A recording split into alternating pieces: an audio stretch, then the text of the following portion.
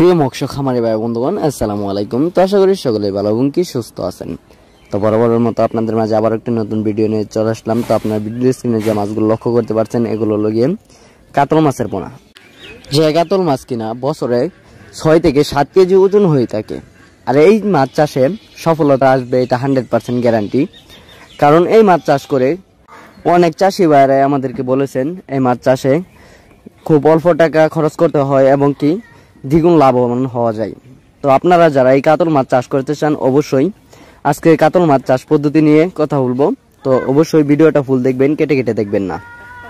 তো এই কাতল মাছগুলো আপনারা কিভাবে চাষ করবেন? এই কাতল মাছ কিন্তু হয়েছে পুকুরের উপরস্থলের মাছ। এই মাছের কিন্তু খুব বেশি একটা খাবার লাগে না। আর আমরা জানি কাতল মাছের মুখ খুব বড় হয় এবং কি এই মাছ উপরে ভেসে পানি খায়। তো এই কাতল মাছগুলো আপনারা কিভাবে পুকুরে চাষ করবেন? তো পুকুরের চারপাশে যত ময়লা আবর্জনা এবং কি যত আগাছা রয়েছে ওইগুলা পরিষ্কার করে নিতে হবে এবং কি পুকুরের পানিটা হতে হবে 6 থেকে 7 ফুট। কারণ এই মাছগুলো যত বেশি পানি পাবে তত তাড়াতাড়ি গ্রোথ বাড়বে। তো তারপর আপনাদের